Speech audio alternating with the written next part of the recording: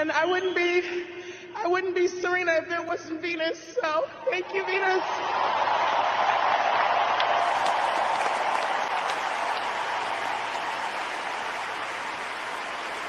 She's the only reason that Serena Williams ever existed. So, Oh yeah, I gotta give it up, man. Everybody was ready in the first round. They got the video, the tributes in the first round, and Sister Girl said, "Nope, I ain't going out to the third round." So I got to give it up to Serena and start the show on a good note because there's so much bad shit that I got to Oh, talk about. now And you know I what? know that's true. It's That's just one true. of those shows. It's just I try. Shan Norman's here with us, and I told Shan before. I said, Shan, you could come on, but this is the E. This is where I earn that E. When you look at the, it's gonna be earned this week because honestly, I'm pissed.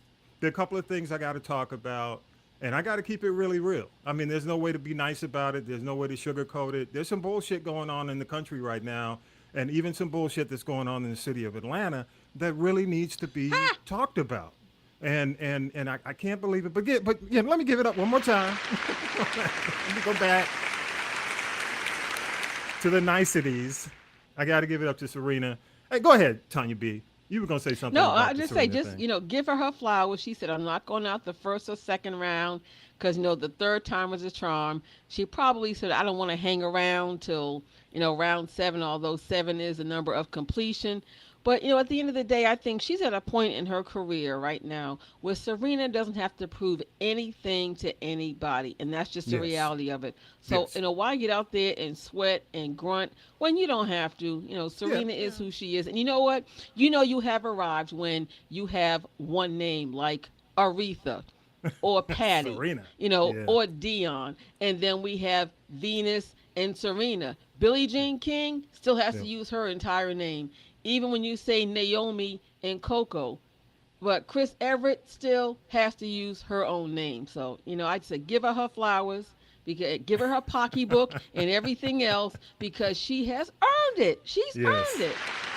And people were pissed, man, because I used to watch a lot of tennis back in the day. I had my favorites, McEnroe, the craziness from John McEnroe and all that stuff. But it was funny, people were pissed because I was following Twitter, and people hate Chris Evans, Serena. When she talks about anybody, when she talks they about hate her. anybody, they need to just let her They go were home, like- take her pocketbook, and just sit down and be quiet. They were just calling her a hater. She You need to is. shut the hell up. She does. It was just funny, man. But anyway, again, welcome, y'all. This is episode 144 of This is the G Podcast. I'm your host, Tommy B. I want to thank everybody, man. It's Labor Day weekend, and a whole lot of y'all out doing family stuff and hanging. I told Tanya B, I said, Tanya B, you got family, you traveling, you ain't got to do it. You ain't got to do it, Tanya B. But I got to I'm a give it up. professional. I'm a professional. Okay. But she here. I don't She take is off here. when I have a hangnail. I travel with my What you equipment. say? A hangnail. Okay, I'm here. She is in the Anyway. building. Every week we do news, politics, pop culture, and that piping hot tea. And she is here, the one and only Tanya B, host of the Bird Wire. You can check it out Fridays and Saturdays, 8 p.m. and 10 p.m. and then Saturdays at noon. And what's up with the Bird Wire? Did you did Well, your this week we did the yeah. Siblings of Soul, Mhm. and I played songs by groups with siblings, and some of them you might have forgotten about, but we went, from back in the day, from Earth, Wind, and Fire. We did the Emotions, the Jones Girls, Sister Sledge, but then we came up, a little bit more current with people like Jagged Edge and the Sisters of 702. So, and then you might have forgotten wow. about some of those groups, Tony, a lot of those folks, and people seem to like it. It was still, your backyard barbecue, real good, feel good R&B music. But again, it was just siblings. People forget that Charlie Wilson was in a band with his brothers called the Yeah. Gap Band. So true. So true. It Gap was Band very that interesting. was my group, man. Ooh, I mean, wait, before that was the group. You had Cameo. and back you in the had day- the Gap. Oh, the 80s. I mean, but you had, again, Cool in the Gang. People forget there were three brothers in Cool in the Gang. Yep. So true. So true. So it was Yep. pretty. It was pretty cool. I appreciate you being here one more time. Yeah, give it up, Tanya B. Y'all. Yeah.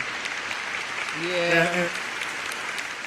And the other sister who's with us on the show, she's saying, who y'all Yes. talking about? The Gap. That's Who? no, you always do that. My father was born in 44, 1944. Oh Okay, wow! Oh, so So you I got your old school right. lessons. I'm sure you know what Every the Gap weekend. yes, Band cameo. You know every what's up. day, Every See? daily. See? Yes.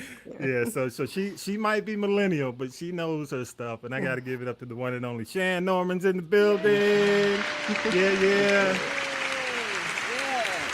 And Shan is a member of the family, Castropolis.net. She's founder, CEO of MillennialVoices.com, BlackAdoptees.com, and also creator of Our Justice for Veterans podcast, which is launching soon and coming up with some great content. Shan, what's up? It's Labor Day Hey, weekend. What you hanging? You know, I'm not into letting people know specifically where people are because we learning that in Atlanta. You don't say where you are because like you might be like Mariah Carey. Yeah, they'll break in your house. They will break in your house. So no, but I will say she's in the southeast. I think so she is southeastern. I will say that and travels often. But what's up, Tony? What's up, Shan Norman? What's going on with you this weekend? What you doing? I'm hanging with you guys, trying to be like you, both of you, my Oh mentors. Lord. When we start talking about some of this shiggity, she might not be saying that at the in a few minutes. But Shan, thank you. And here's the deal, y'all. On a serious tip, the couple of things I'm talking about, this Jackson thing, Jackson, Mississippi, the water issue, is troubling for me, and I'll talk about it more after we do Syracuse Mike. But we can't sit back and normalize and allow this to be the norm. In no way whatsoever can we allow it to be the norm. I mean, I know we went through Flint, but it's crazy because I'm in Georgia. And I just decided, I said, hey, I'm going to Google the worst 10 water sources in America. And lo and behold, guess who shows up on the list? The state of Georgia. It's like nobody's really safe. But I want to No. call. You go ahead, Tanya B. I Nothing. mean, No, that is very very. And you know what you said about the whole situation with the water. This is like Flint 2.0. And Flint, after mm-hmm. all these years, is still not right. But it's No, just the nature of the news cycle. And like you look at places like even in D.C., their water is about oh as hard as a brick. But it's yeah, been that way. So yes, this is all nothing new. But you don't have bad water in Pacific Palisades, California. You don't nope, have bad water on not Miami, but Miami Beach where the money is. And you don't have, and Mississippi has been notorious for being one of the poorest states in this country yeah, for years. That's why people like BB King, like, jumped on the train, the freight train, and got out of Dodge. But mm-hmm, mm-hmm. that's the And reality of it. I got it, and I'm going to say something after we do news with Syracuse Mike that kind of ties all this together. And I would love our audience to chime in and also maybe give us some comments as well. But I'll get to that after the news. The other thing that's troubling me, and this is near your home, Tanya B., the closing of the Atlanta Medical Center. And Which, if you grew up in Atlanta, I'm a Grady baby, so I grew up in Atlanta. So if y'all ever hear people talk about Grady babies, I'm one of them. Okay, so you had Grady, you had at the time Georgia Baptist, where whole lot of black folks were born at Georgia Baptist, which Georgia okay. Baptist is now the Atlanta Medical Center, which is near Ralph McGill, all that area, It's and right, and it's they're been a closing it. high.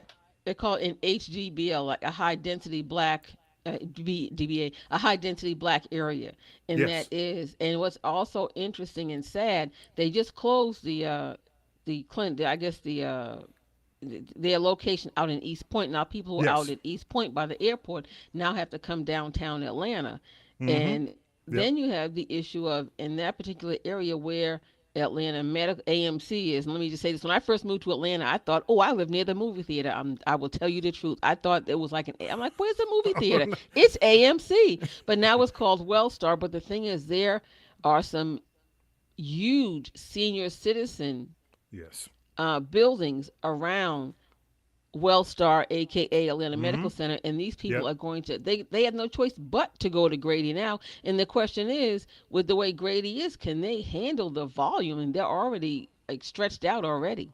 Yeah, and that's one of the problems. I mean, just think of, and again, this is not anything. It's kind of specific now because it's happening in the Atlanta area, but this happens all across the country where a lot of these facilities get shut down, where there's a need in the black community or in black communities because they're not making a profit. They're in the red.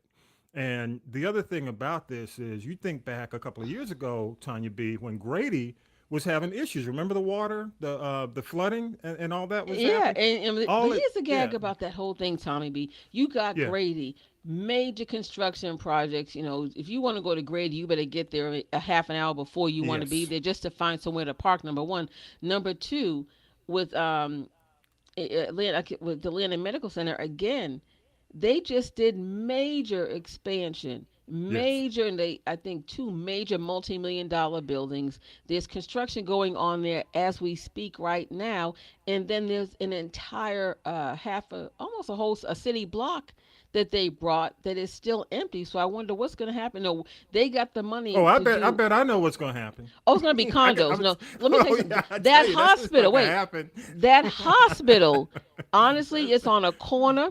They've got Yes. a major garage. It is prime Oh, condo I'm territory, telling you, which is that's what's all up. a boulevard. I mean, really, let's call Mm-hmm. a thing. If you can That's make a what's up. church a condo building, you can Yeah. make a hospital a That's condo what's up. building. That's what's up. And that's the reality of it.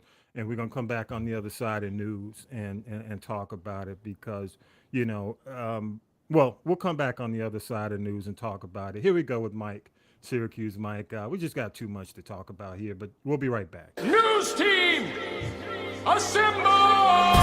It's time for the Week in News with Syracuse Mike. A Fulton County Superior Court judge has ruled that Governor Brian Kemp can't avoid testifying in the special grand jury investigation of possible illegal attempts to influence the 2020 election.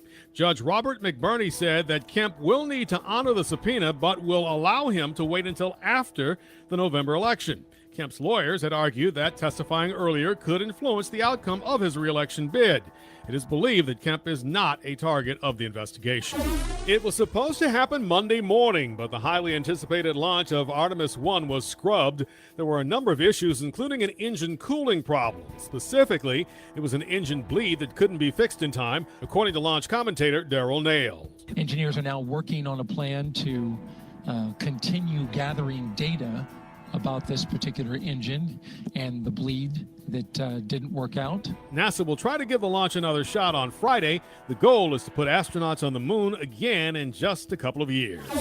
Fulton County has indicted more than 24 suspected gang members for several Atlanta area celebrity home invasions. The suspected gang members use social media to see which celebrities are flaunting flashy items. Celebs also often indicate on social media when they are out of town.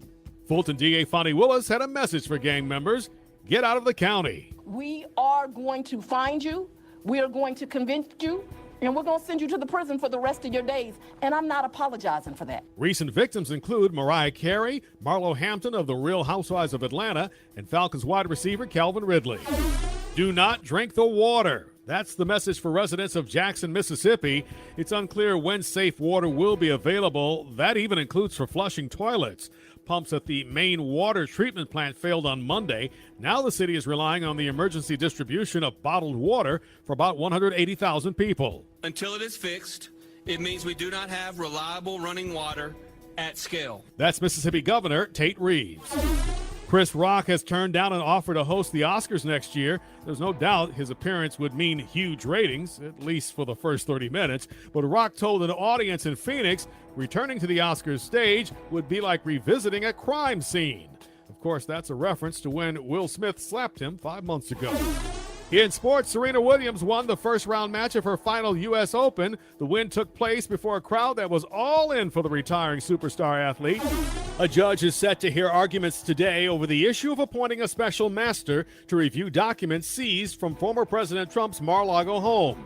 The Department of Justice thinks that's unnecessary, since a special team has already gone through the documents and found only a few that might be privileged. But the DOJ filing says there was likely an effort to conceal classified documents in defiance of a grand jury subpoena. The DOJ also says the search took place only after months of negotiations with Trump's team. Without saying who was behind it, the DOJ believes efforts were likely taken to obstruct the investigation. A photo was released showing how investigators found top-secret records spread out on the floor of a carpeted room next to a box of magazines. And now another Trump attorney may be in trouble. Federal prosecutors said a person acting as a custodian of records at the Mar-a-Lago resort signed a letter this past June saying they had conducted a diligent search for documents and had not retained any copies. In Jackson, Mississippi, crews at the water treatment plant have installed an emergency rental pump. Governor Tate Reeves. We've installed a new rental pump, contracted with outside operators to do critical maintenance, and started other emergency repairs. Residents are still being told do not drink the tap water. The CDC has joined the FDA and signed off on Pfizer and Moderna's new COVID booster shot. This one targets the Omicron subvariants BA4 and BA5. The Pfizer shot will be available for those 12 and older, and the Moderna shot will be for those who are 18 and older. You'll need to wait at least 2 months from your last booster to be eligible for this shot. The new shot should be available in just days. In Philadelphia, President Joe Biden had a warning for Americans about democracy, saying MAGA Republicans loyal to Donald Trump fan the flames of political violence. MAGA Republicans do not respect the Constitution. They do not believe in the rule of law. They do not recognize the will of the people. They refuse to accept the results of a free election. The White House denied that the speech was political, and House Minority Leader Kevin McCarthy accused Biden of doing everything in his power to crush America's soul and demanded the president apologize for accusing Republicans of supporting a philosophy of semi-fascism. The family of a 20-year-old black man who was fatally shot Tuesday morning by a Columbus, Ohio police officer is calling for peaceful protests over the weekend. Donovan Lewis was shot inside the bedroom of an apartment. Lewis appeared to be holding a vape pen before he was shot. No weapon was found. This was the 6th shooting involving Columbus police so far this year, and the 3rd to happen within an 8-day period in late August. None of the other shootings involving Columbus police in 2022 resulted in fatalities. The federal judge who heard arguments for and against an independent legal representative, or what's been referred to as a special master, to review documents seized from former President Trump's Florida estate, says she will provide a written response at a later date. When, we don't know. At the request of Trump's attorneys and news outlets, she did agree to release a detailed list of items taken on August 8th. Prosecutors appear to be okay with that. Through this process, the judge has indicated a willingness to appoint a special master. You know, I don't know. I mean, it's sad what's going on in Ohio. It just seems like in Columbus, the only way you can't get shot if you're black and a male in Ohio is if you play for Ohio State. I mean, it seems like everybody else is a target. You have to just leave Ohio. That's how you keep from getting shot. You just leave. If you play football, you cool, but outside of that, you a target. So they shoot this kid in bed. He's got a vape gun, whatever, not a gun, but no gun was found. It looks like pretty much like a pen, yeah. A vape pen. So yes. I hope they, again, like I told you guys before, until they do something on a universal scale for police reform, this is just going to continue. I mean, there's nothing to stop these guys because they know that locally they can get away with it. I'm just going to leave it at that. But the thing I was talking about for Jackson, one of the things that bothers me, and I'd love to hear feedback from our audience, you can go to castropolis.net and leave us a voicemail. But one of the issues I have that really, pisses me off about this is a lot of these states that have similar situations, infrastructure issues, especially in the Southeast. Let's, like you say, Tanya B, let's just call a thing. The water has not, this is nothing new. These situations with the water have been going on for years. The lead in paint, all that stuff has been going on for years. But my point is, a lot of these states and their representatives are more about talking about critical race theory and trying to push their little abortion agenda, yet all these problems exist. and we know they exist. They're not doing anything to fix it. I mean, and that doesn't, just because it's Mississippi doesn't mean, because quote unquote Mississippi gets the bad rap. Same things happen in Georgia. Same thing happens definitely in Florida. South Carolina. You can just go through the Southeast and most of these states, even some of the western, southwestern states as well. Bottom line is they've spent so much time on these culture war issues that the things they should be doing as representatives don't get done. It's just like right now, when we're talking about the hospital, again, old school ATL. I was born in Grady, okay? You had Crawford Long, you had Georgia Baptist, Hughes Spalding, all these little hospitals. And now you're going to shut down a hospital. I don't want to call it an indigent care hospital because, basically, it appeals to everyone or it services everyone in that area. But what's interesting about what you're saying, and I just had one of those aha moments. It's interesting that they are going to shut down, Wellstar Atlanta Medical Center at a time when it's in a neighborhood that's being gentrified.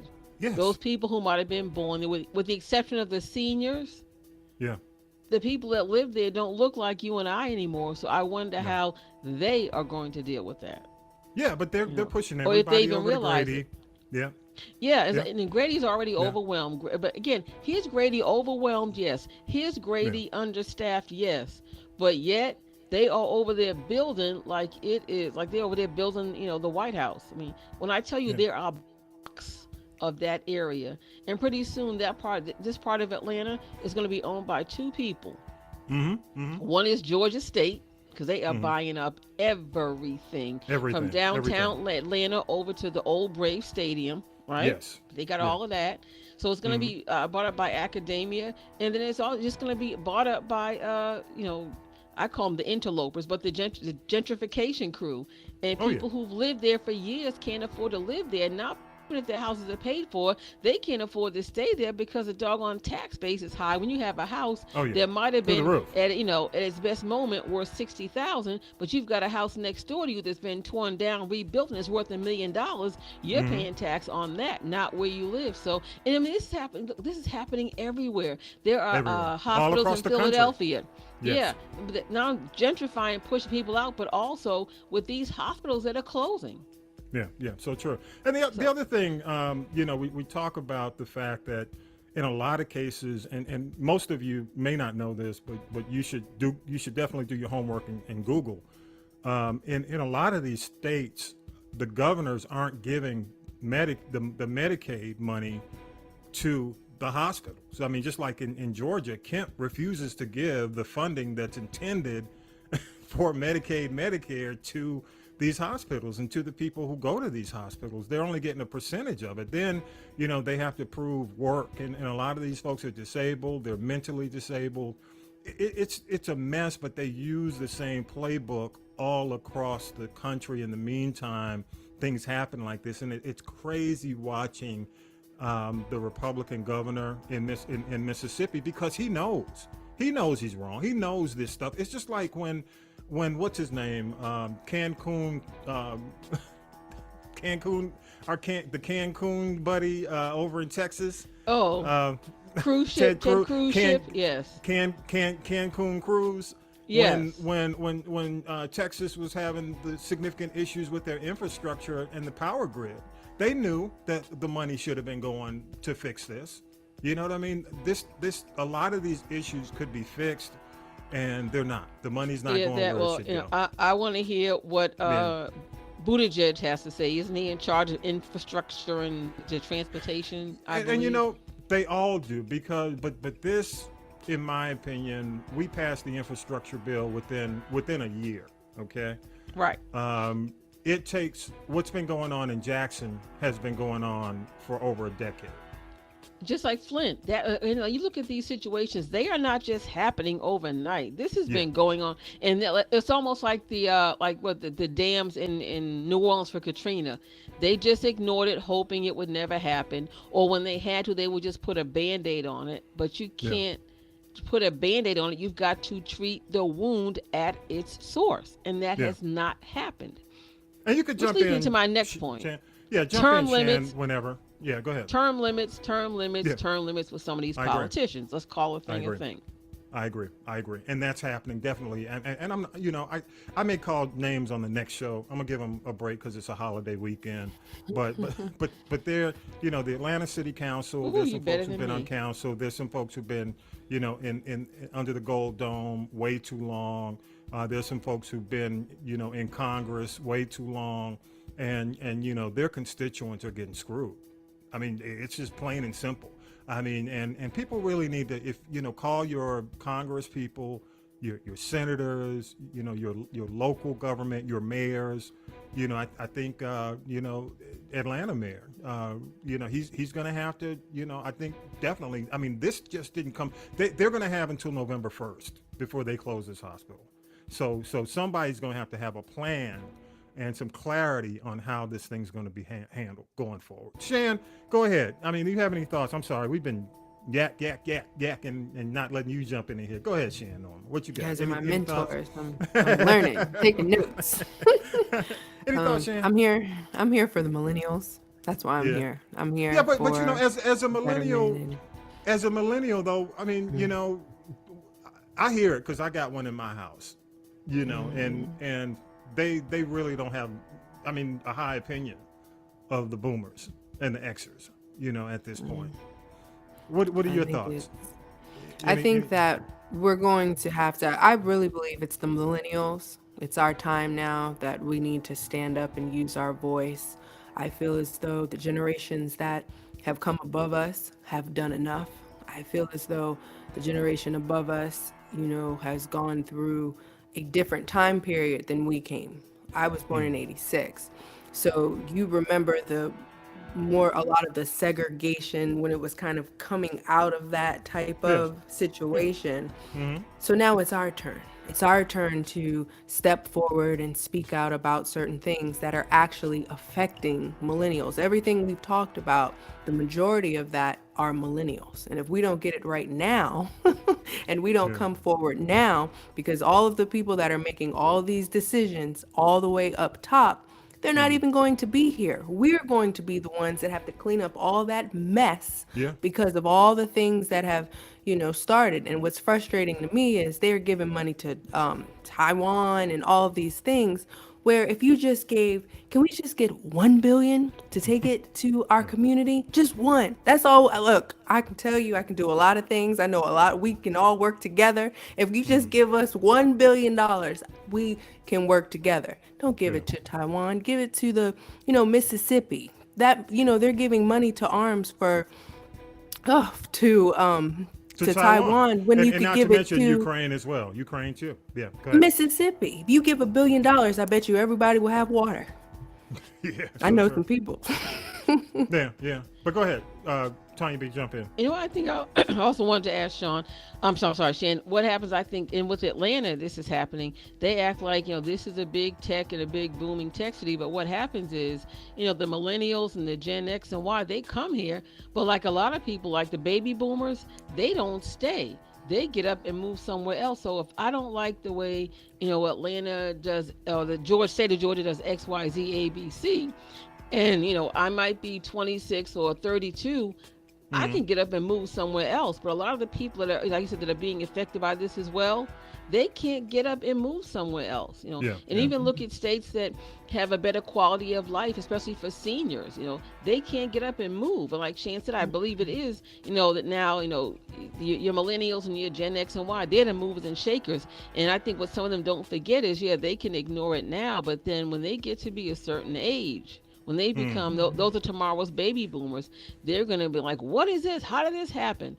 And again, you just can't put your head in the sand, whether you are 26 or 66. You've got to be proactive, because it does affect your quality of life down the line. This country giving all this money to Taiwan and Ukraine is going to affect, like my nieces and nephews and, my second and third cousins. And I really hope that, I call them the young people, will think about that.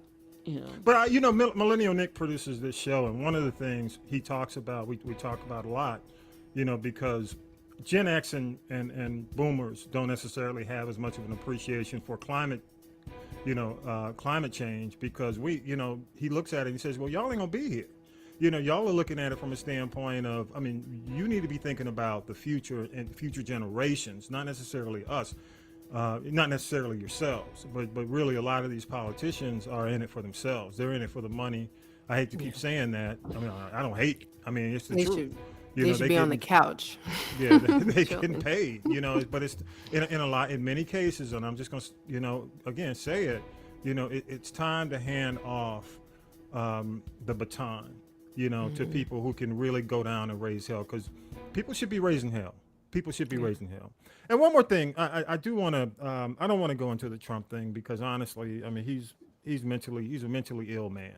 I mean, I just, it's unfortunate that not that he, but one of our, a president of the United States is on some kind of mental illness tip. And the reason I say that is because of what Bill Barr said. I don't know if you heard this. He was on Fox. But Bill Barr, was, of course, his AG, and he resigned before the shit hit the fan. But I think Fox had him on. How Fox put these guys on, and they think, oh, they're going to be right in Trump's corner. And let me play what he said.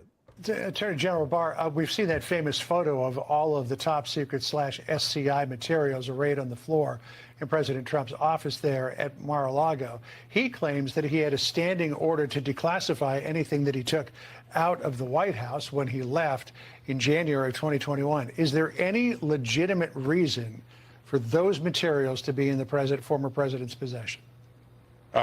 No, I can't think of a legitimate reason why they could be taken out of the government, away from the government, if they're classified. I frankly am skeptical of this claim that I declassified everything, because frankly, I think it's highly improbable. And second, if in fact he sort of stood over scores of boxes, not really knowing what was in them, and said, I hereby declassify everything in here, that would be such an abuse. And show such recklessness that it's almost worse than taking the documents. To that point, though, there's some questions over the timeline.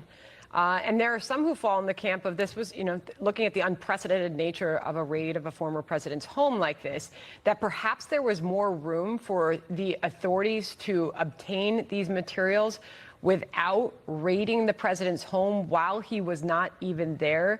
Do you think this type of this raid was avoidable? Do you think a second subpoena, for example, could have been issued?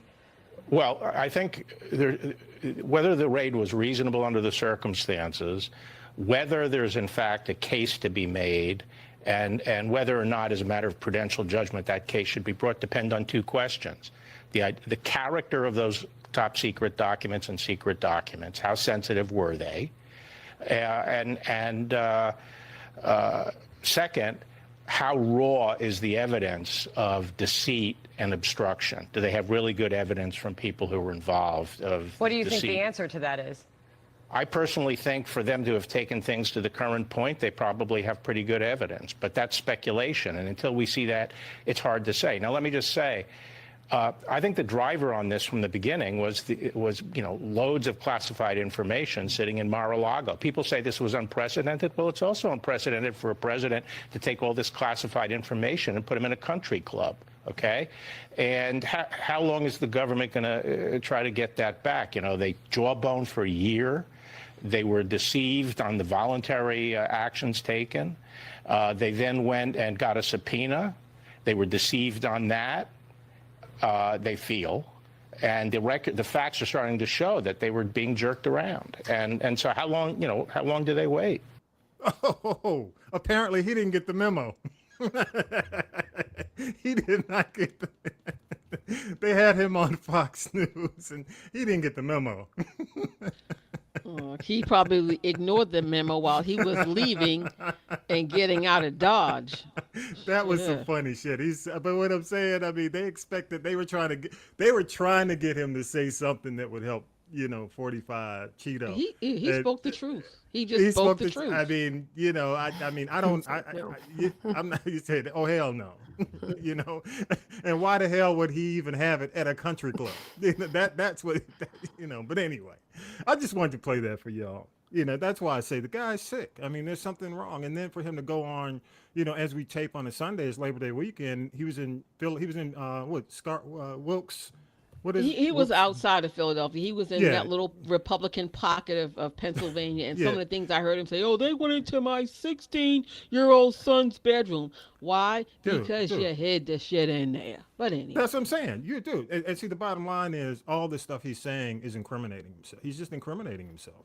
I mean, you can't be very smart if you just say all this to incriminate yourself. And I'm going to leave it at that. Hey, y'all, let's take a break. Let's get ready for Tanya B's tea. It's just so much. All right, but anyway, we'll come right back after this.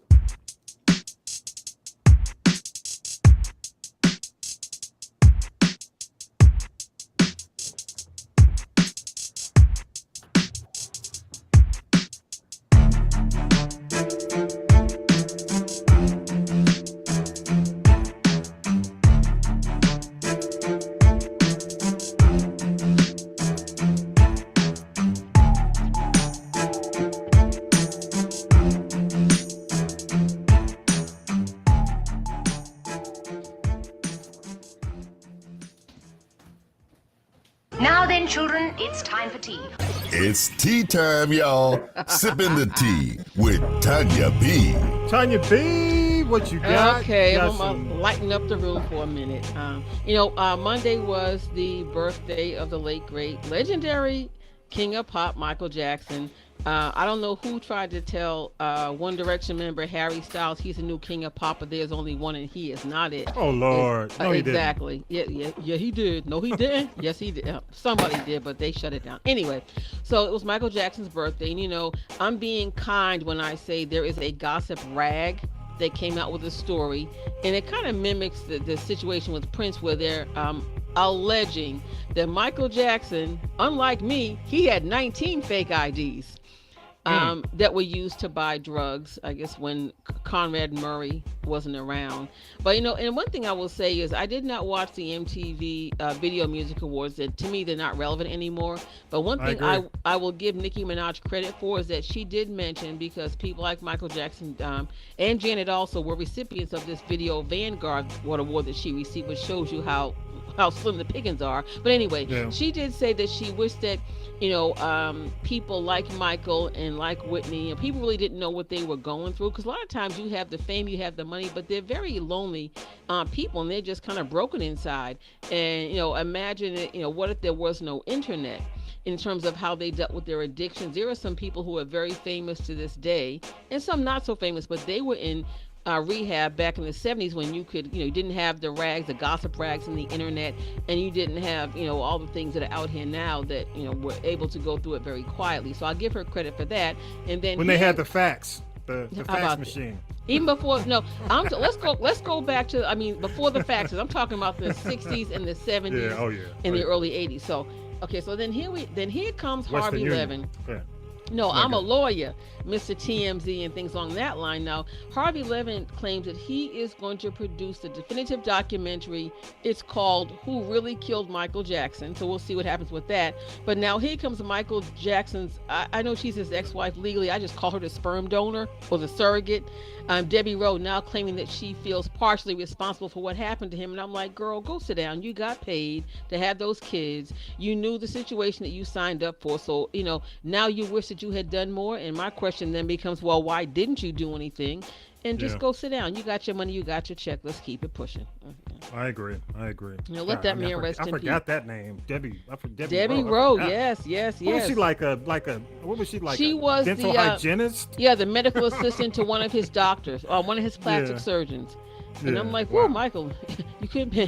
He could have paid me. Shoot. Anyway, then now this is like, okay, I got to tell you this. Like Anybody Cares. This is going to be an Anybody Care moment, and I'll just say not me. But do you know that somebody actually is putting money into a Milli Vanilli documentary? And we all know that was one of the biggest music industry scandals. Nobody cares. They thought they were bigger than Elvis with their lip-syncing selves.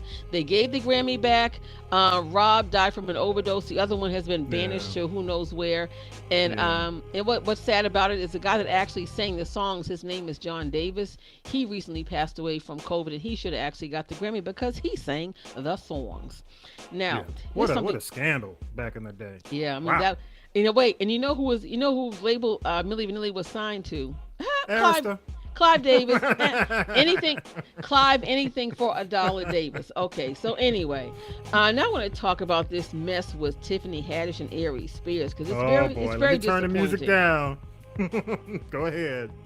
This is upsetting. There's a woman who now has come forward almost 10 years after the fact. She calls herself Jane Doe, and she's accusing Tiffany Haddish and Aries Spears of everything from sexual, like they were trying to run an R. Kelly on her, physically, sexual abuse, grooming them, and made them do these unnatural acts or sexual acts. At the time, the young lady was 12. And the young boy, her brother, was 22. And then again, I say, okay, Mama, you want to come out here and sue, but where were you when they were doing this? And because they were minors, she should have been present and not let it happen. And if you're going to say, well, if it was for money, they only got $100. It was a skit called The Mind of a Pedophile back, I said 2014, and they were kind of busting on R. Kelly. And now she's saying, oh, my daughter can't, date. She's all messed up. My son's messed up. He thinks somebody's watching him, and he puts Band-Aids, over his, his devices like his laptops and iPads because he thinks somebody's watching him. And, and these are some pretty, lady, I don't know, I think it's a money grab, but I know Tiffany is fighting back, and I don't blame her. Aries Spears, you know what? This might be karma for those Lizzo comments she made last week, because when was the last time he was funny? Okay, Mad TV, which how many years ago? Yeah. Okay, yeah. So there's more to this, and it is just really, really upsetting, because even if they are found not guilty of these allegations, they could face some criminal charges. It could be very damaging to their careers, and if they were to go to jail, which I doubt this will be. Well, apparently she's been pursuing the money for years. Yeah, she's trying to get money from them for years. Seriously. Right, and they've been ignoring her.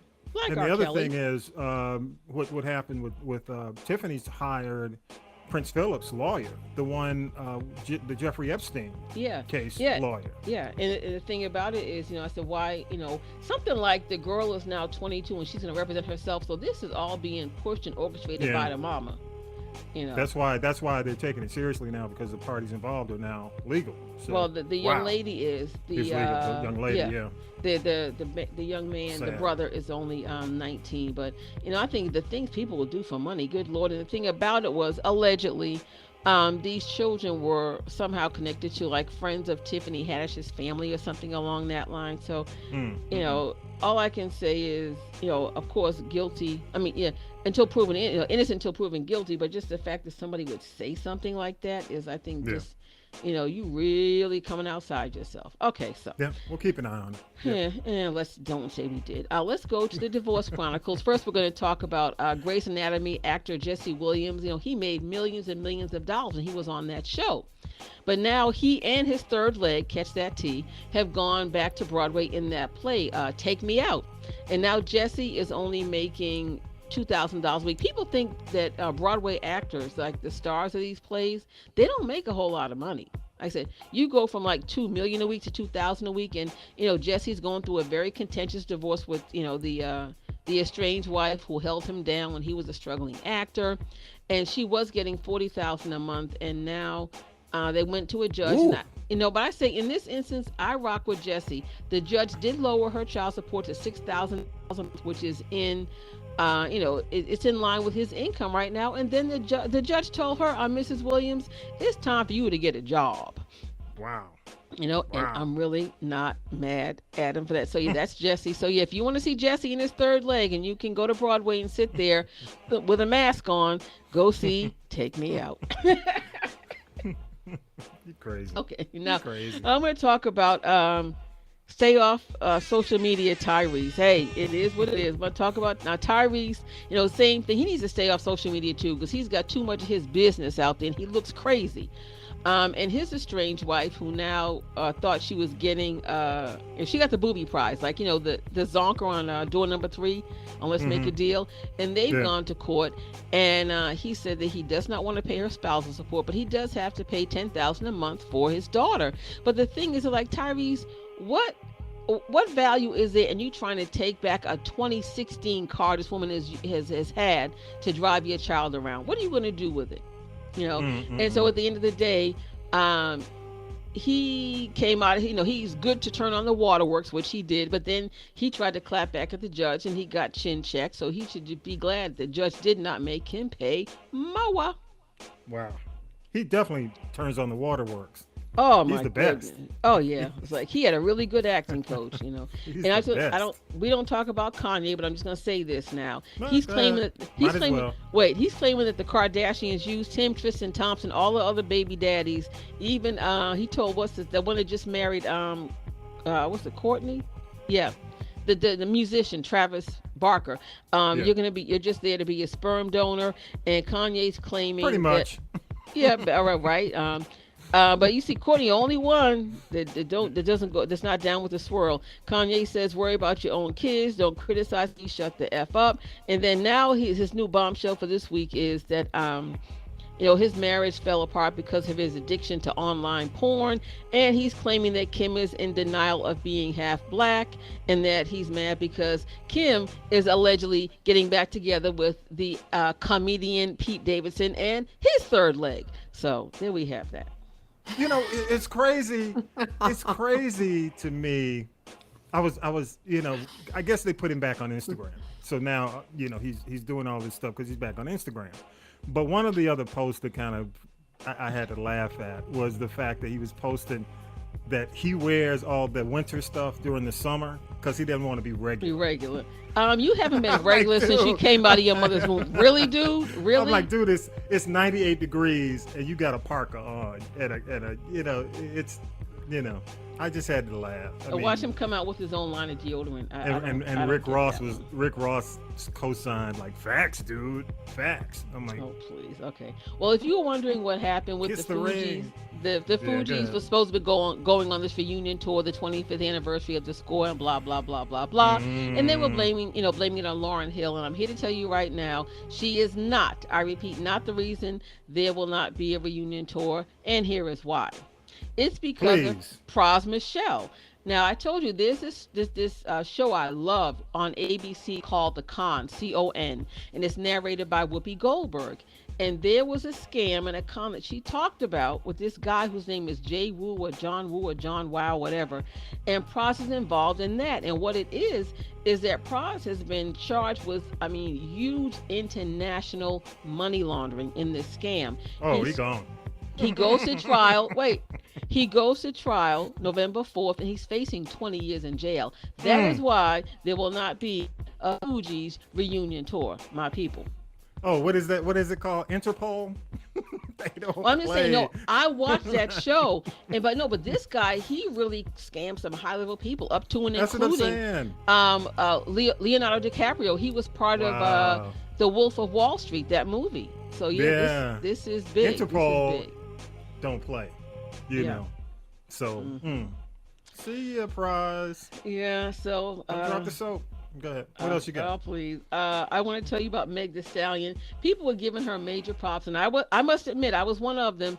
I'm like, man, she's out there. She's got the businesses going. She's got the music. She's touring. She's doing this. She's doing that. And she's still going to school at Texas Southern. And I'm sure if you write a check at a lot of schools, I know people who have done it. You can get in there. You can graduate and get passed through. But what has happened with Meg Thee Stallion is now her former best friend is claiming that Meg has committed academic fraud, but I'm here to tell you, wait, the bestie has done the same thing because she's claiming that Meg does not deserve that degree because the bestie was doing all of her homework while she was out there touring and twerking and working and having Meg Thee Stallion hot sauce. Okay. So I wonder what? That's I did the homework and I got the receipts. Yes. Yeah. So she said, I guess Meg stopped paying her, whatever the case may be. I'm sure there's more to it. But then her friend says, at best, Meg was a C student. I did her homework. She got higher grades. So. Oh, damn. Y'all can't be letting your besties do your homework. Find somebody. Find a no name. Even a stranger would do the same thing. Yeah. Oh, my God. Yeah. Academic fraud. I would never do that. But I'm just saying, don't do that. That was just an accident waiting to happen. an axe waiting to fall. God. No Because you know she got. That's what I'm saying. That's These what I'm old saying. ain't 'Cause loyal. eventually, when that money stops, you know But anyway, I ain't telling you, B. All right, hey, let's go ahead. You know what I got, y'all. You know what you. Well, I got to say one thing to you, Tommy. All right, one more thing. No, one we're gonna more talk thing. about this because I watched Honk for Jesus last night. That's all I All got right, to say. well, it's coming up. I got the review. I got the review. So hang on.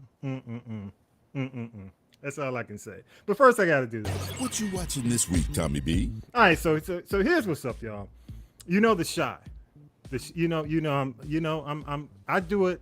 I do the work so y'all don't have to. That's your show, and that's okay. I don't watch it, and that is your show. So go and let have. But I will say there were mixed reviews on the season finale, and because I watched the show, and then I'll check it out. Not necessarily real time because now it comes in early, and people stream it more so at different times than it used to be at one time. But one thing I will say is there have been mixed reviews about the finale because some people want drama. You know how people, I want drama. That meme, they want the drama. And sometimes it's just best to hold the drama until the next season. You know what I'm saying? I mean, the season's almost over. Let's just go ahead and get out of season 5 into season 6. So I see the rationale, but just a couple of quick things. And these are only minor spoilers. So if you haven't seen it already, just close your ears or something. But these are just minor spoilers. But with Q's demise, old school Q, the guy who used to be on 21 Jump Street, that Q. Duda takes control, and he did it in a way that put Q in the trunk of a car. So I'll just leave it at that. Victor spills the beans and comes clean about himself. I was expecting that to happen. The other thing is Kev is kind of like the lead young guy in the show, the lead kid actor in the show. And he's really trying to sue eventually his parents to emancipate. And we're going to see more of that coming into season 6 because he's making his own money doing gaming. So we'll see how that works out.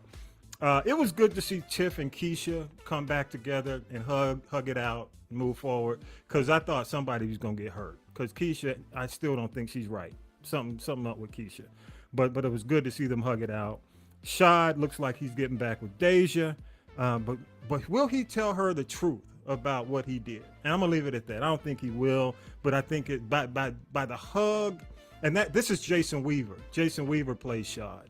By that hug and that look on his face, he's feeling a little guilty, and I don't know if he's really gonna come out and tell the truth. But Jada and Darnell, it was good to see them jump the broom. Some people are hating because they old school and they don't want to see the older folks on the Shy get that much shine. But I think it's good for the overall show because you got a young audience, you got the Kevin audience, and then you got the, of course, the Jada and Darnell jumping the broom for the 3rd, 4th time. Good for them. That's the old school crew. Bakari is now in Duda's camp. That's all I got to say. That I'm glad they didn't do anything to Bakari this season.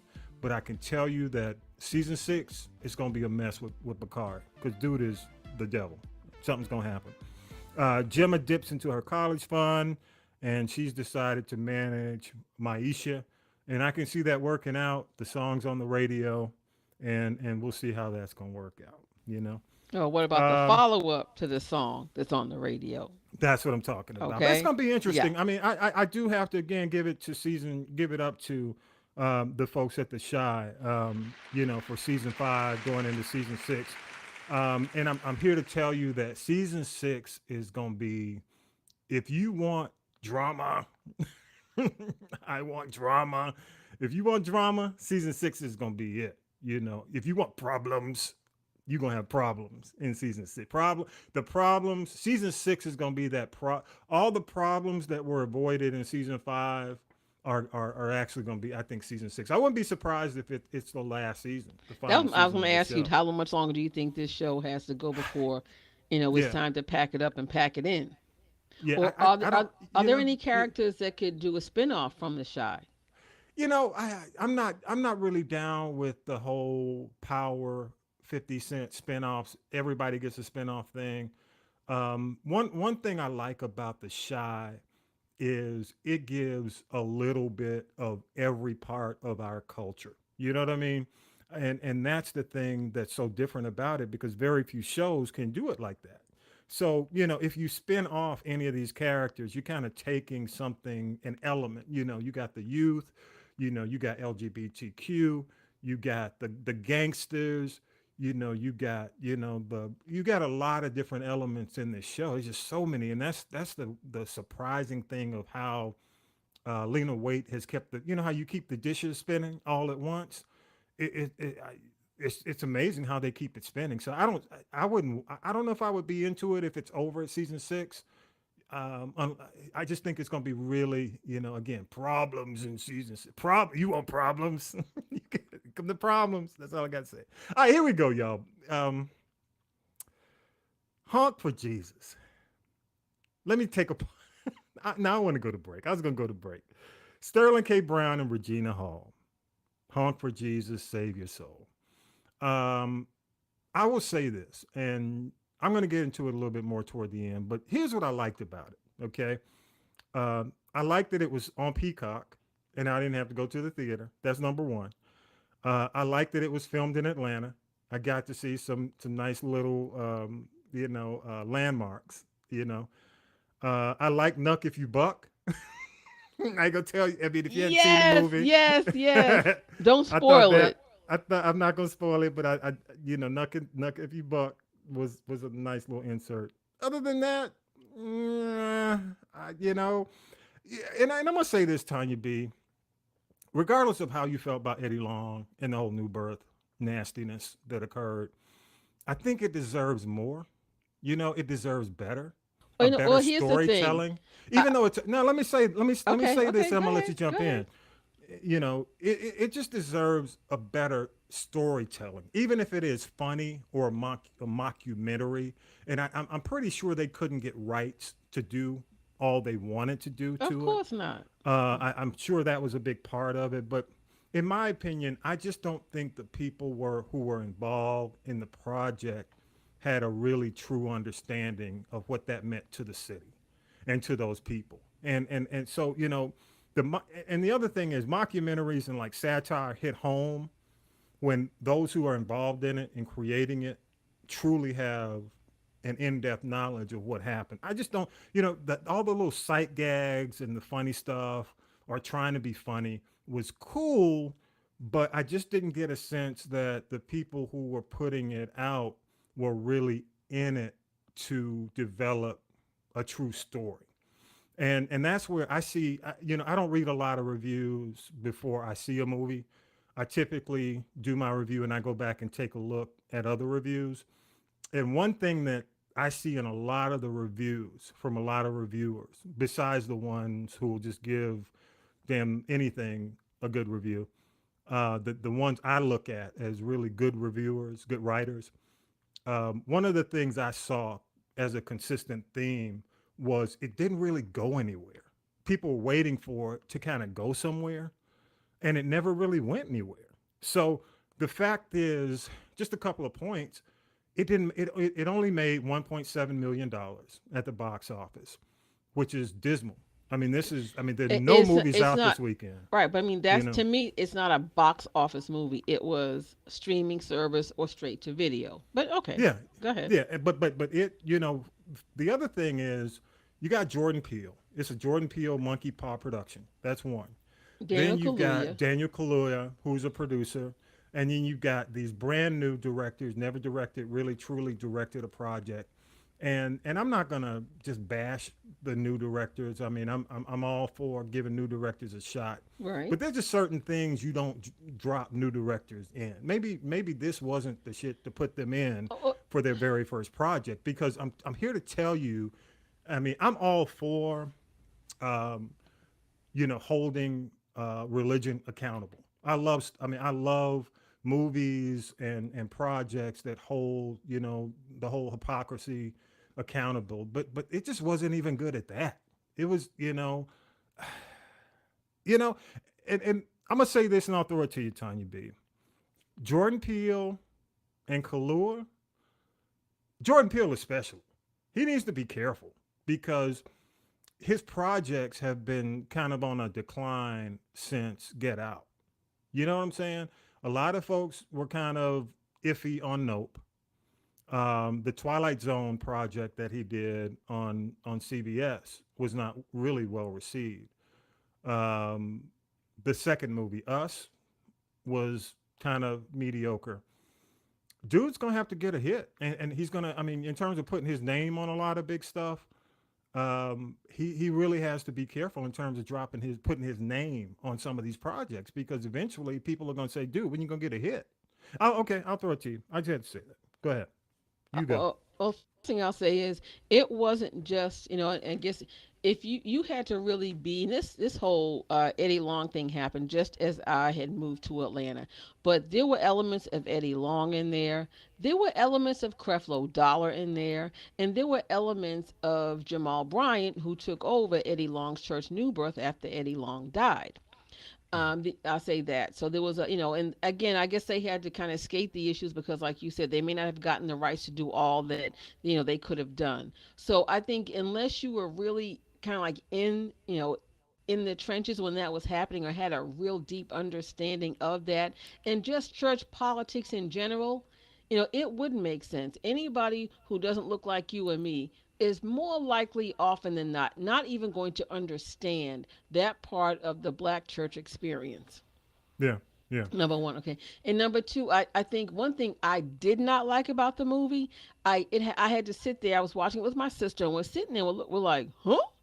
I'm like, I did not care for the way the movie ended. So you have to make your own assumption as to, did she leave? Did she stay? That whole thing. And I think it was, to me, it was just a gloss over. It wasn't, and I know it's satire and, mockumentary and that whole thing, but again, um, I guess I see what they tried to do. I don't know that they did the best job of it. And like you said, with these first time directors, and I don't recognize any of the names, and I read the credits, and I may be incorrect, but I don't believe there was anybody that was from Atlanta or anybody who was really firmly entrenched and took, enough time to really know, some of the moving parts that they missed in this thing that actually went down. So you just can't sit here and go, okay, I'm going to research this. I'm going to, Google it and schmoogle it and see what happened. But unless you, got people who really were members of New Birth, World Changers, and and these other Atlanta mega churches, like I said, I'll just say this: I see what they were trying to do. I don't think they achieved the goal for whatever reason. And as far as Jordan Peele goes, he's kind of getting to me to be like a one-trick pony. So he's got to change up his game because I think he's gonna flatline and peter out. And now they're talking about a sequel to Nope. I'm like, some people, I didn't see it, and I really don't want to, because I mean, I heard Kiki Palmer really made the movie, and I can go watch her, crack jokes on Password with Jimmy Fallon.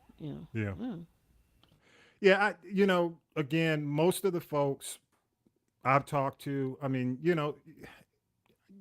pissing off the church community is easy. You know what I'm saying? That ain't hard. But that ain't hard. But the other thing is making people laugh. If it was really meant to be a comedy, most people I know, they didn't think it was funny. I mean, except for Nuck If You Buck. Yeah, and that was and that really was to me that was the most memorable thing. Right, that was a high point of this whole thing. And and the reality is there are a lot of pastors and their wives who do that, and there are a lot of pastors and their wives that do that exhibit a lot of that behavior that they showed there, and there are a lot of I'll just call it thing. A lot of pastors who really are closeted gay men, and the women like Andrew Gilliam's wife, she knew, but she signed up for what she wanted, and that was to be the first lady of Florida, and it didn't work. And he got messy and sloppy, like Eddie Long, and like a bunch of the other ones. And then then they get they have to hang their pants out the window. But I think that Honk for Jesus spoke to a segment of the population. It wasn't for the general population, if you will. And I just think if they were really going to do even a mockumentary or a real documentary, it would not have been in the movies. It would have been, on PBS or I don't know, on what is that? What's the one? Hulu. That like because now they're doing something, but it's more of a documentary about the Mormons. Oh, that's So gonna be crazy. I've watched part of it. It was so crazy. I'm like after episode 2 or 3, I said I can't do this anymore. But Yeah. I mean, I get it, but I just don't think that they really hit the mark with Honk for Jesus. It was okay. Will I watch Yeah, it I again? just yeah, No. again, I'm glad I watched it on Peacock. Even I saw one comment on Twitter. Somebody said, as we tape on Sunday and Saturday this weekend, Labor Day weekend was Cinema Day, so all the movies were $3. And somebody said, I wanted my $3 back. Well, see, that's when you have to go in and get your That's three like, 30-day damn. subscription. Don't be mad, and now you can cancel They're it. like, damn, I want They my don't three listen dollars. to me. They say I tried, but damn, even with it being Cinema Day, I wanted my $3 back. And I just hope I don't. I mean, really and truly, it doesn't matter to me because honestly, these guys are getting a lot of these projects greenlit when a lot of other people can't get their stuff greenlit because they're riding their reputation. But here's the thing, and I'll leave it at this, Tanya B. For Okay. somebody as talented as Key and Peele is comedy genius to me. When I watch Key and Together. together, Key and Peele is one of the most genius comedy duo standards on Comedy Central, and Absolutely. it's top notch. Period. For somebody come who's coming from that legacy for something like this, dude, you could have done better. No, they I got mean, to no, they got to step it you up. can do better. Because you know what, the green light's going to turn yellow, then it's going to turn red, and then everything's going to be stopped. So I think they really have to step it up. They're only going Yeah, to get, but because if they're I'm not here to making tell any you, money, if they're not yeah, making yeah. money, like, okay, next, there's somebody else out there. Next, Dude, it made Tanya B. It was number 14, and when I say number 14, they were releasing Spider-Man from 8 months ago. again. The number one movie this weekend, again, as we tape Labor Day weekend, the number one movie is Spider-Man from 8 months All right, so that ago. should You know tell what you I'm saying? something. Yes, yes. Yes. So yeah, I think they got to step it up. Or I mean, Reginald Hudlin, go and yoke them up, and you and your brother Reggie talk to him and take him back to boot camp because I just don't see it. Ugh, it's I'm just not 14. here for them doing it that long. And yeah, they came in number 14, but they usually stop the list at number 10. And with that, I Yeah. say I need a benediction. So you got 14, and then I know what's going to be said. The spin is going to be, well, it was on Peacock. I'm willing to say this, and Peacock probably will not let people know what their streaming is per show, but I'm willing to bet you it didn't do well on Peacock either. But I'll leave it at that. One more thing, and then we'll wrap it. We'll wrap it.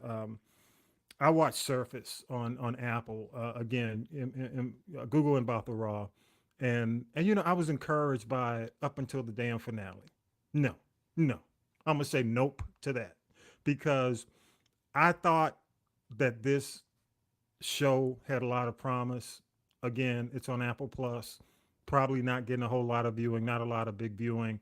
They haven't announced whether or not they're gonna have a season two, and honestly it's bad when you spend that much time with a series and it went through 8 episodes and I really don't even care if they do. I Yeah, it don't was care if they probably do the a six season two. episodes too many. Yeah, I don't even care if they do a season Mm-mm. two because the ending was just so mediocre. The way they ended it, I'm just like, come on, Reese Witherspoon. What's I up know with you that? expect more from God her. damn. I expect more from her.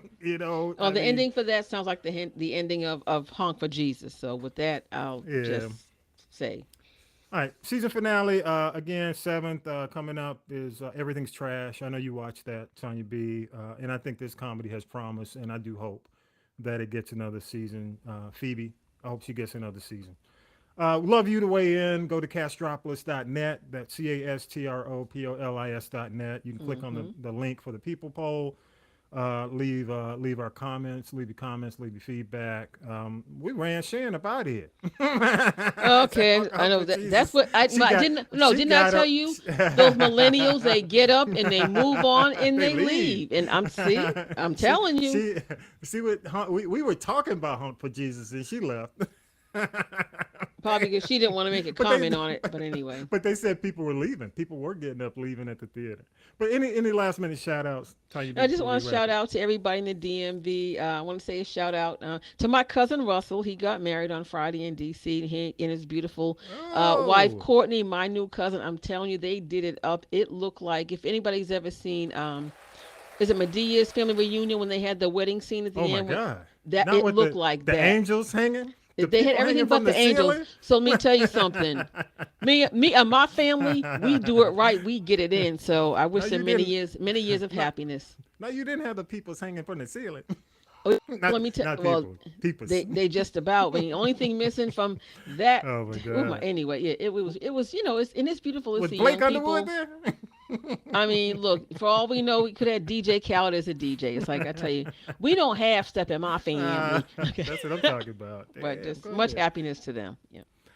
And one thing, and I'll let this be the benediction, y'all. I got, we carry, and I produce a podcast every week. I got to shout out Fran from Faith, Family, and Fundamentals. Oh, yeah. If you have a chance, go to Castropolis.net and her podcast. She does a weekly podcast, and she is just, consistent over heading into 2 years with this podcast. But she is a teacher. And one of the things that she asked for is prayer for teachers dealing with these kids. A lot of these kids coming back. One of the things, y'all, you got kids, please tell your kids that they can't have whatever they want or act like whatever they want when they go into these schools. Oh, yeah. Because one of the things it's interesting that she asked for prayer for teachers dealing with this. A lot of these kids today feel like it's Burger King. They can go up in school and have it their way. And that ain't the case. They are literally walking up in there feeling entitled about what they can do and can't do. You know what the other thing is? I'm like, what? No, parents, this is not free daycare for your children. This is not free daycare. You said what? Because see, back in the day, Tanya B, I know there's some schools that have tried to bring back spanking, but when I was in school, they chop you in the throat. Look, I went to a school. Bernie Mac you. If you went to the Thoke, but if you went to Catholic school, you got cracked across your knuckles with that ruler or a yardstick if you got lucky. Yeah, man. But I get it. Hey, let me say this: the principal had a belt, and the teachers had, what do you call them? The stick, the ruler, the long ruler. Yeah, that was a yardstick. Yeah, the yardsticks, or you get chopped like Bernie Mac. You get chopped in the throat. I'm telling you, I say, and to quote Chris Rock, when you call your grandmother mom and call your mother Pam, therein lies the root of the problem right there. And with that, I have nothing else to say. But I gotta say that's definitely y'all pray for these teachers, man. They dealing with some craziness. And Not only are they dealing leaving. They're leaving. They are. Who can blame them? I can't blame them. Too much stress, not enough money. Look, I'm gonna say it like that. I know they can't chop them in the throat. I couldn't teach because I just have a flashback. I couldn't. And I have a flashback. Like I said, now it's a free for all. Give me your throat. People think that schools are now babysitters, and that's not the case. Right. So anyway, all right, y'all. Tanya B, again, thank you so much. Enjoy the rest of your holiday weekend. Shan, thank you so much for being on. Yes. Appreciate you. And with that, y'all, episode 144 is in the can, and we are out of here. Peace. Hey, back to the barbecue, y'all. Yeah.